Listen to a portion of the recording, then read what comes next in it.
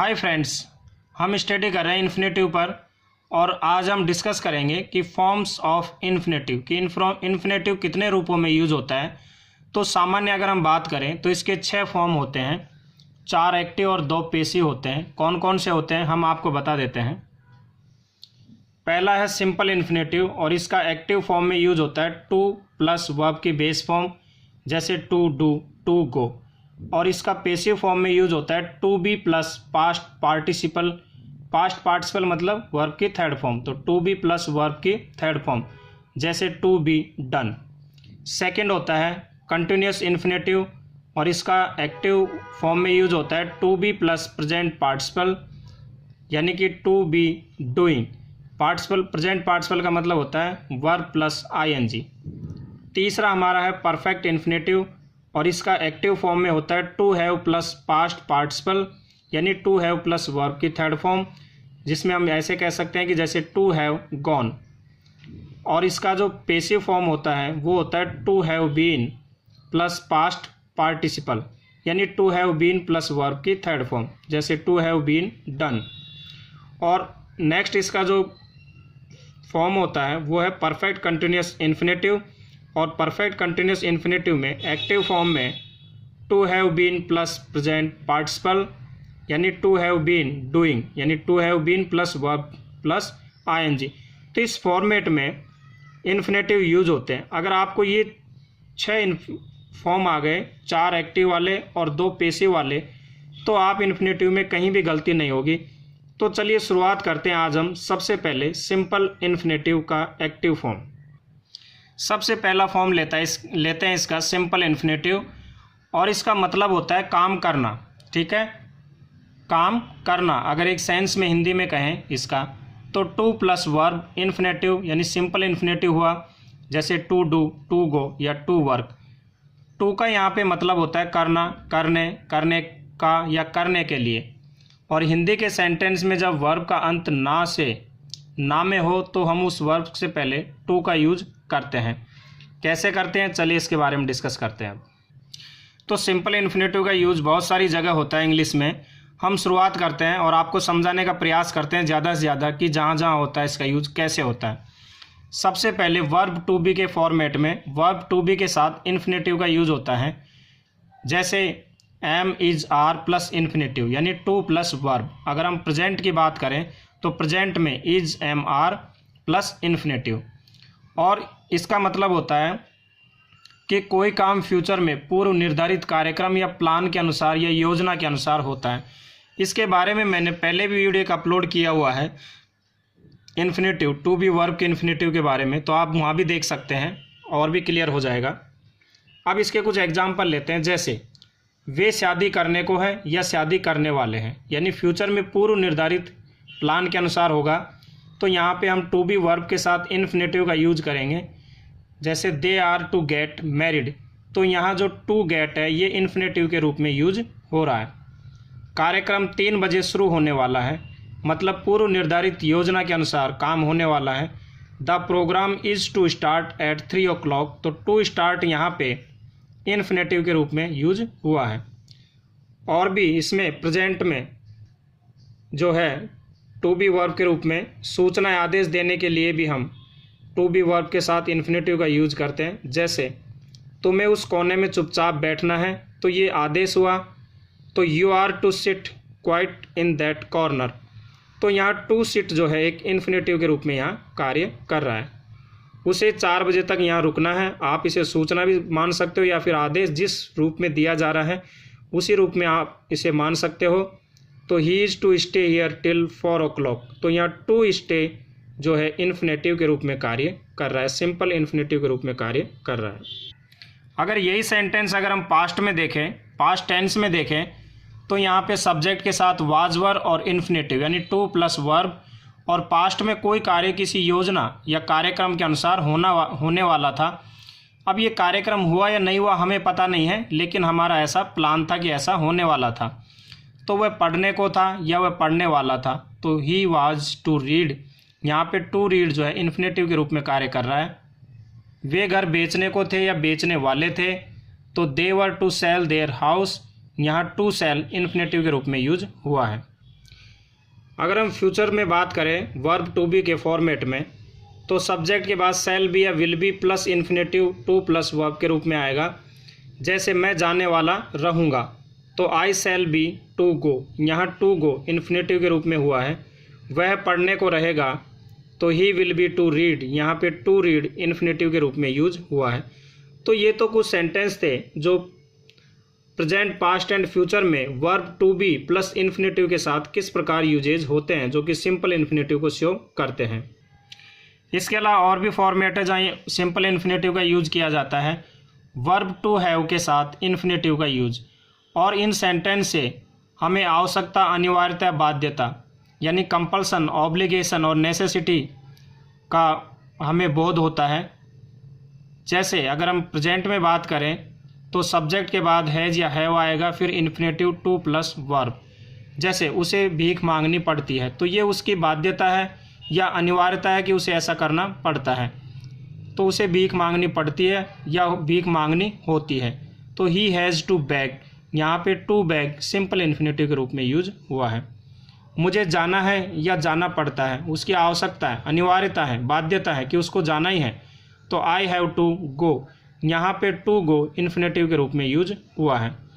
अगर इसी सेंटेंस को अगर हम पास्ट में देखें तो सब्जेक्ट के बाद हैड प्लस इन्फिनेटिव यानी टू प्लस वर्ब का यूज होगा। जैसे मुझे खेलना पड़ा, ठीक है, तो ये बाध्यता थी, वो नहीं चाहता था लेकिन मुझे खेलना पड़ा, तो आई हैड टू प्ले, तो टू प्ले यहाँ पे सिंपल इन्फिनेटिव के रूप में यूज हो रहा है। और हमने पहले कहा था जिनके लास्ट में ना आए तो वो इससे रिलेटेड ही होते हैं सिंपल इन्फिनेटिव से। मुझे काम करना पड़ा, आई हैड टू वर्क, ये मेरी मजबूरी थी, बाध्यता थी, तो टू वर्क यहाँ पे इन्फिनेटिव के रूप में यूज हो रहा है। अगर इस प्रकार के सेंटेंस को अगर हम फ्यूचर में देखें तो सब्जेक्ट के बाद शैल, हैव या विल हैव प्लस इन्फिनेटिव का यूज होगा।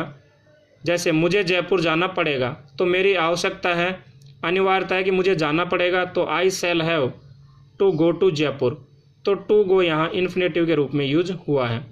मुझे ये काम करना होगा या मुझे काम करना पड़ेगा, तो I shall have to do this work, यहाँ पे टू डू इन्फिनेटिव के रूप में यूज हुआ है। और भी ऐसे सेंटेंस है जो हर टेंस में हम इन्फिनेटिव का यूज कर सकते हैं।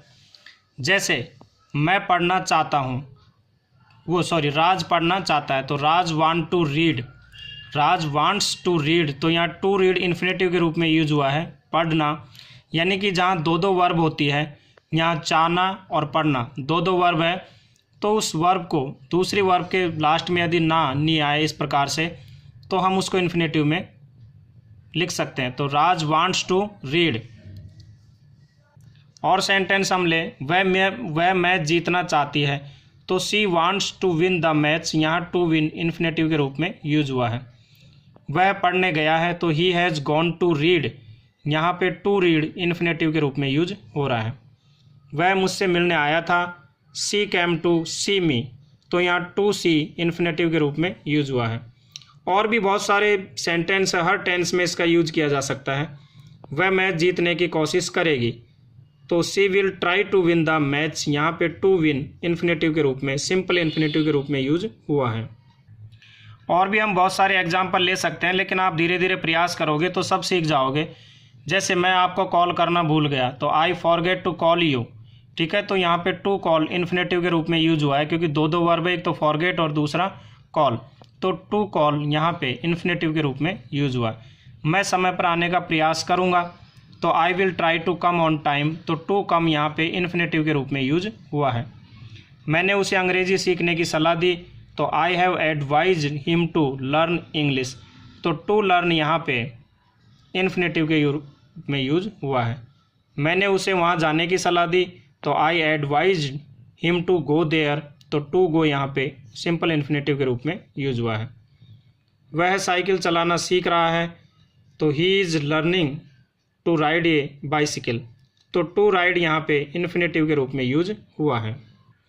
और भी बहुत सारे एग्जाम्पल आप प्रयास करोगे, सेंटेंस बनाओगे, धीरे धीरे सीख जाओगे। जैसे मैं यहाँ तुमसे मिलने आया, तो I came here to meet you, तो टू मीट यहाँ पे इन्फिनेटिव के रूप में यूज हुआ है। तुम्हें परेशान करने का मुझे खेद है, तो I am sorry to disturb you, तो टू डिस्टर्ब यहाँ पे इन्फिनेटिव के रूप में यूज हुआ है। अंग्रेजी सीखना आसान है, it is easy to learn English, तो टू लर्न यहाँ पे इन्फिनेटिव का रूप में यूज हुआ है। इसे हम ऐसे भी लिख सकते हैं, to learn English is easy, तो यहाँ टू लर्न इन्फिनेटिव के रूप में यूज हुआ है। और भी एग्जाम्पल ले, खेलना लाभदायक है, it is useful to play यहाँ इन्फिनेटिव के रूप में यूज हुआ है। या हम इसे ऐसे भी लिख सकते हैं, टू प्ले इज़ यूजफुल, यानी टू प्ले यहाँ इन्फिनेटिव के रूप में यूज हुआ है। नेक्स्ट हमारा है सिंपल इन्फिनेटिव का पैसिव वॉइस। अभी हम एक्टिव फॉर्म पढ़ रहे थे, इसके बाद ये है पैसिव फॉर्म। तो पैसिव फॉर्म में to be plus past participle यानी टू बी प्लस वर्ब की थर्ड फॉर्म का यूज किया जाता है। और यहाँ पे अगर बात करें हिंदी के सेंटेंस में, तो काम किया जाना है, यानी कोई कार्य किया जाना है। जैसे किया जाना है टू बी हेल्प्ड, अगर हम यहाँ ले कि सहायता किया जाना है, किसी की सहायता की जानी है, तो हम ऐसे लिखेंगे to be help, to be plus verb की थर्ड फॉर्म। जैसे एक उपन्यास लिखा जाने को है या एक उपन्यास लिखा जाने वाला है, तो ये novel is to be written, यहाँ टू बी रिटन जो है ये सिंपल इन्फिनेटिव का पैसिव फॉर्म है।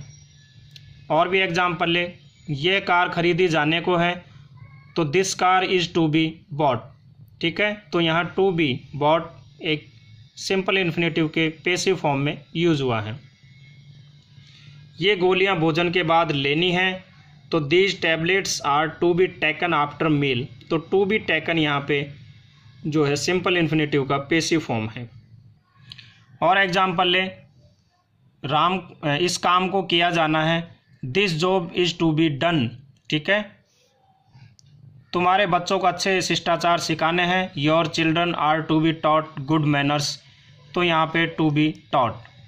तुम्हारी कार की मरम्मत कराने की ज़रूरत है, your car needs to be repaired, infinitive passive voice के रूप में यूज हुआ है। सड़कें मरम्मत कराई जाने को थी, roads were to be repaired, यानी to be repaireds, to be repaired. किताब को छापा जाना पड़ा था, ये हमारी आवश्यकता थी, बाध्यता थी, और इसका हम पैसिव फॉर्मेट बना रहे हैं टू बी वर्ब का, तो ये book has to be printed, to be printed, to be plus verb की थर्ड फॉर्म। तो इस प्रकार और भी बहुत सारे सेंटेंस हैं जिनको आप यूज करते हैं। और अगर डिटेल में आप ज़्यादा देखना चाहें, तो मैंने जो है टू बी वर्ब के जो इन्फिनेटिव थे उसके पैसिव वॉइस के वीडियो बना रखे हैं, तो अगर आप चाहें तो मेरे प्लेलिस्ट में जाकर पैसिव वॉइस वाले कॉलम में आप देख सकते हैं। तो उम्मीद है दोस्तों आपको सिंपल इन्फिनेटिव और सिंपल इन्फिनेटिव का पैसिव फॉर्म कैसे यूज करना है, कैसे बनाना है, इसके बारे में आपको समझ में आया होगा। मुझे लाइक करें, सब्सक्राइब करें, एंजॉय करते रहिए।